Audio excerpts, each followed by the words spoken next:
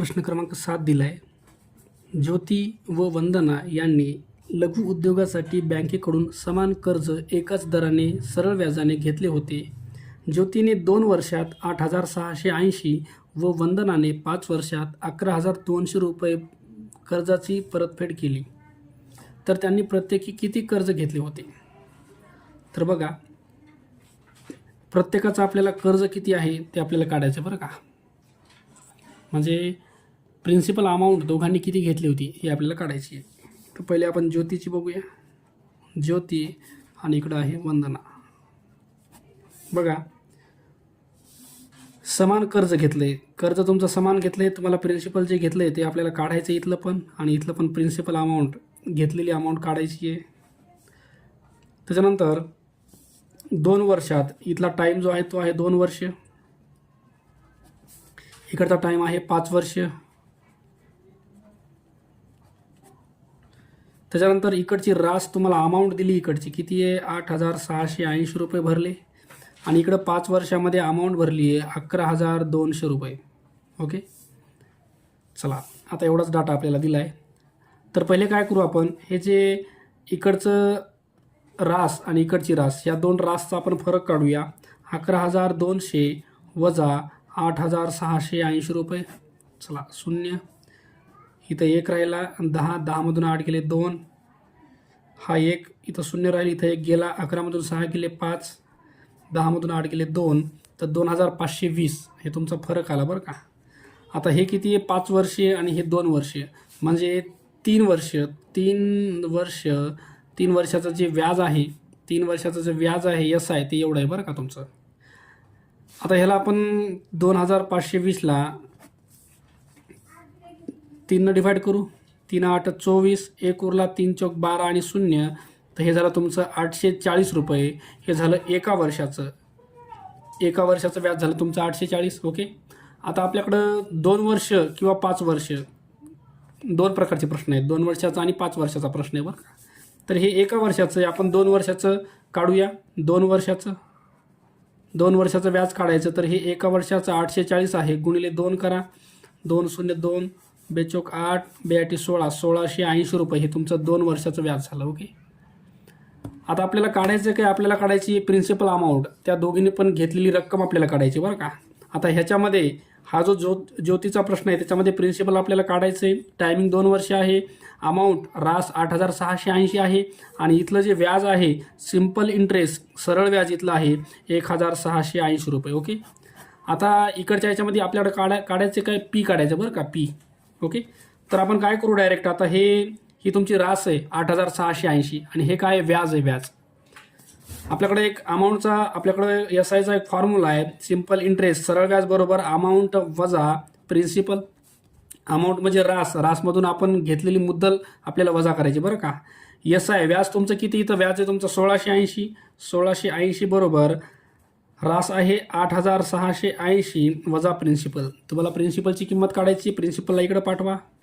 इकडं आहे 8,680, हे 1,680 तुमचं इकडं चाललं आहे. ओके, इकडं जाऊन काय होणार आहे, मायनस होणार आहे, तर हे मी खाली लिहितो आहे 1,680 वजा. ओके, 0 0, त्याच्यानंतर 6 मधून 6 गेले 0, 8 मधून 1 गेलं 7, तर तुमचं प्रिन्सिपल यायले 7,000 रुपये. ओके, तर दोघींनी पण घेतलेली जी रक्कम आहे ती 7,000 आहे बरं का. पर्यायात बघू आपण. चला, पर्याय क्रमांक 1, दोघींनी घेतलेले कर्ज जे आहे ते 7,000 रुपये आहे.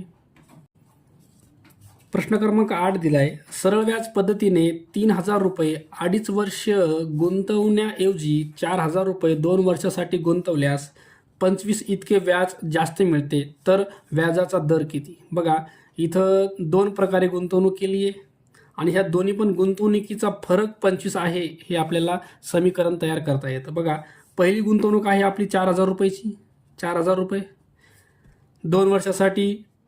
बघा, आपला फॉर्म्युला काय आहे, एस आय बरोबर प्रिन्सिपल रेट टायमिंग भागिले 100. ओके, तर हे आपलं प्रिन्सिपल आहे 4,000 रुपये गुंतवलेत.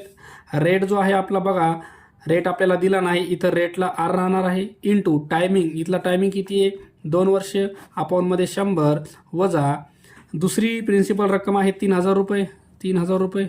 इथला रेट आपल्याला काढायचा आहे गुणिले इथला टायमिंग जो आहे तो आहे तुमचा 2.5 वर्ष म्हणजे 2.5 वर्ष भागिले 100. आता इथलं जे मिळणारं व्याज आहे आणि इथलं जे मिळणारं व्याज आहे ह्याच्यामध्ये फरक तुमचा कितीचा आहे 25चा फरक आहे बरं का. तर हे बरोबर 25 टाकतोय मी.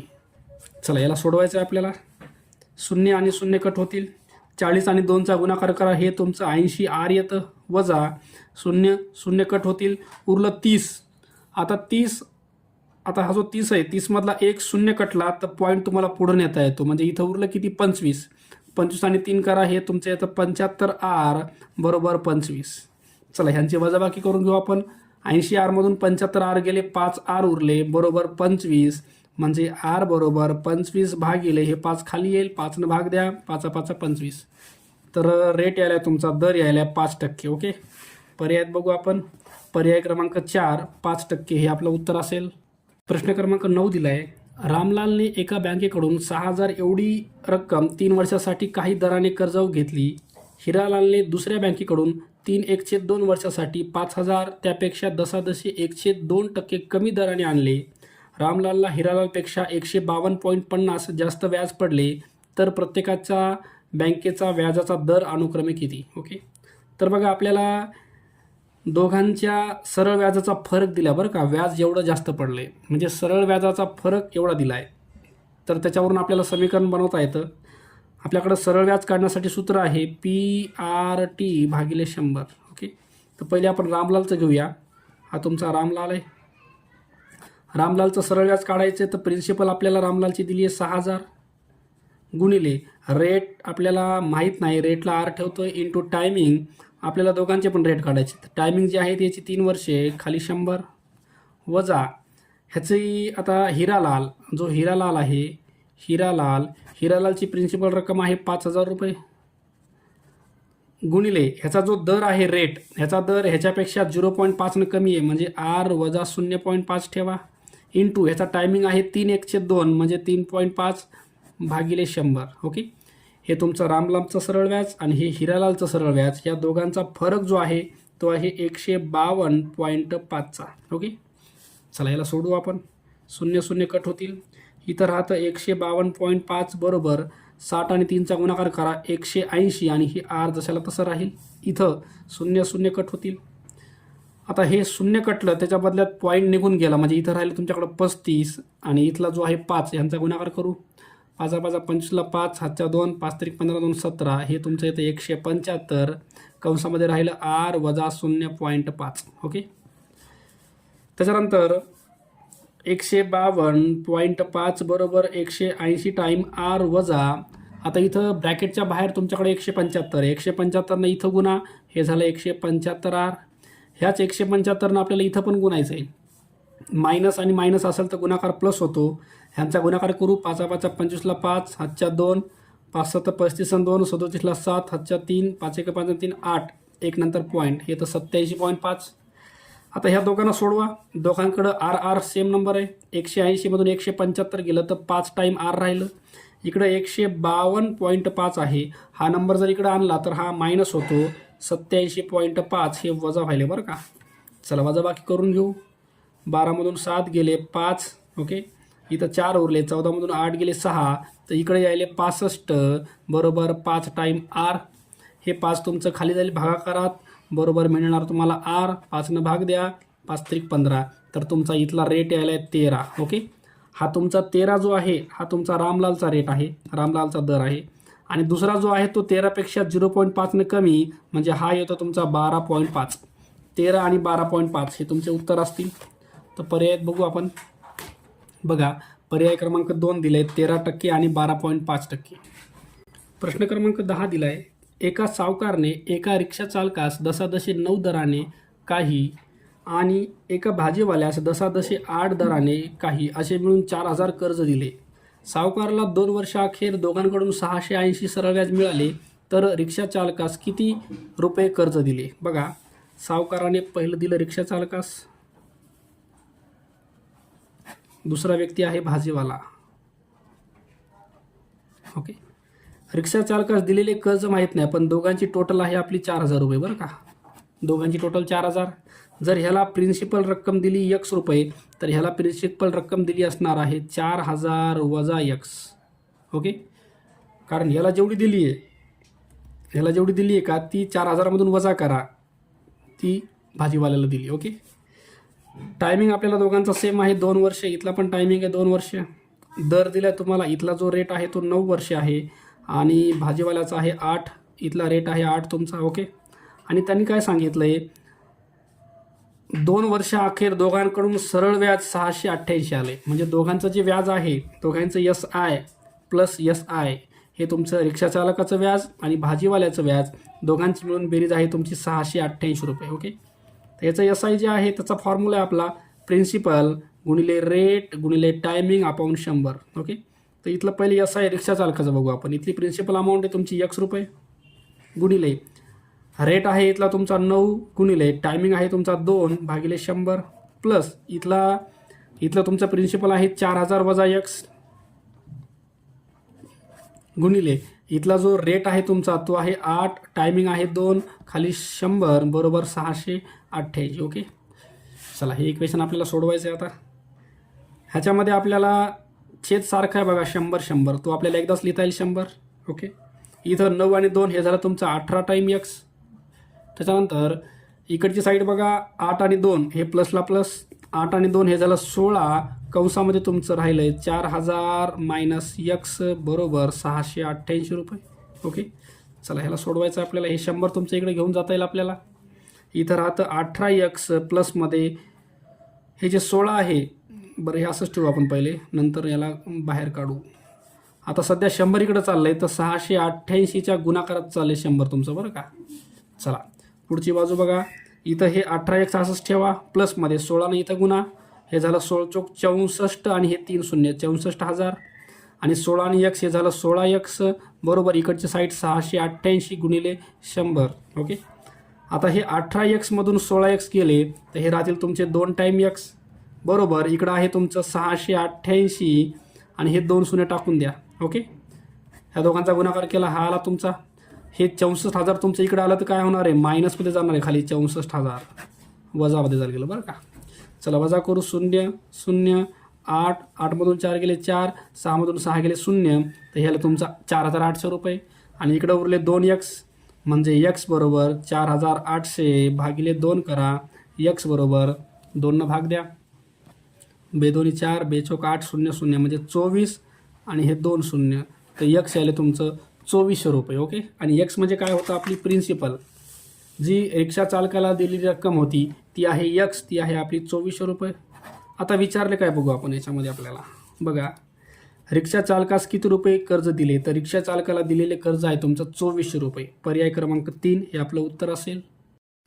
प्रश्न क्रमांक 11, पुढील पर्यायापैकी कोणते गृहकर्ज किफायतशीर दराने मिळते. ओके, तर हे जे तुम्हाला पर्याय दिलेत प्रत्येक ठिकाणचा तुम्हाला रेट काढायचा आहे, दर काढायचा आहे आणि त्याच्यावरून आपल्याला ठरवायचं आहे की कोणतं सर्वात स्वस्त पडलं आहे आपल्याला. तर ओके, तर बघा आपला फॉर्म्युला SIचा आहे. SI is equal to PRT भागिले 100.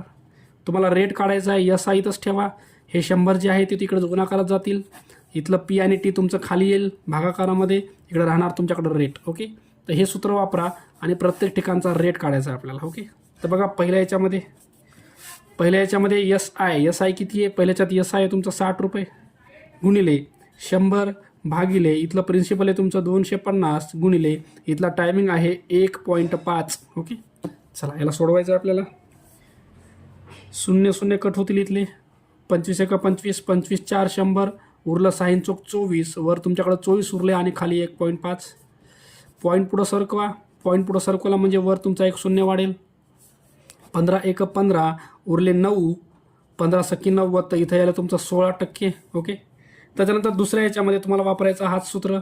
SI इथलं SI तुमचं 133 रुपये, त्याच्यानंतर गुणिले 100 भागिले इथलं प्रिन्सिपल आहे 700 रुपये गुणिले इथला जे टायमिंग आहे तो 2 वर्षाचा आहे. ओके, चला 2 आणि 2 शून्य कॅन्सल, उरलं तुमच्याकडे काय बघा 133 आणि खाली उरले 7 गुणिले 2. ओके, चला 133ला 7ने डिवाइड करू.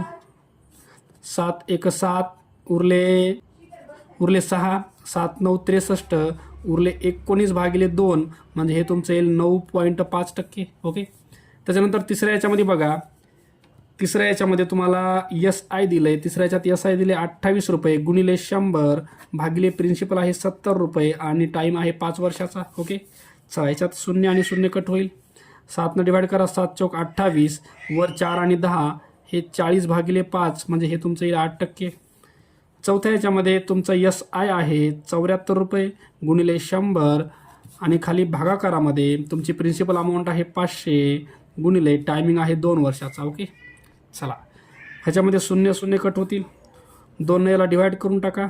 74ला 2 6 2 7 14 तर हे आले 37 आणि 37ला 5 भाग द्या. 5 7 35, 2 उरले, 5 चौक 20, 7.4%. ओके, तर बघा आता व्याजाचे दर तुमच्या समोर सगळ्या ठिकाणचे. तर कुठला व्याजाचा दर सगळ्यात कमी आहे तर या ठिकाणचा आहे बघा, हा 7.4. ओके, तर याच्यात पर्याय क्रमांक 4 हे आपलं उत्तर असेल. प्रश्न क्रमांक 12 दिलाय, दसादशी किती दराने तुम्हाला दर रेट काढायचा आहे. याच्यामध्ये 1500 रुपये ही तुमचं प्रिन्सिपल आहे बरं का, 1500 रुपये.